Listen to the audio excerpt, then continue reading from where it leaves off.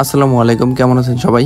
এই যে পাখিগুলো দেখতেছেন, এগুলোতে বাছাই করতেছি, পুরুষ মহিলা আলাদা করতেছি। ক্যারেটগুলোতে একটা পুরুষ একটা মহিলা। এই পাখিগুলো হইতেছে নোয়াখালীতে যাবে। আলহামদুলিল্লাহ, নোয়াখালীতে আমাদের সবসময় অর্ডার হইতেছে। তো আপনাদের যে কোনো বয়সী লাগলে আপনার স্ক্রিনের নাম্বারে যোগাযোগ করতে পারেন। বাংলাদেশের সর্ববৃহত্তর কোয়েল পাখির প্রজেক্ট আমাদের। তো এখনো যারা আমাদের সাথে যোগাযোগ করেনি তারা স্ক্রিনের নাম্বারে যোগাযোগ করতে পারেন এবং খামারে এসে দেখে শুনে নিয়ে যেতে পারবেন। পাখিগুলো 30 দিন বয়সী পাখি। নোয়াখালীতে আমাদের অনেক পাখি যায় সবসময়ই।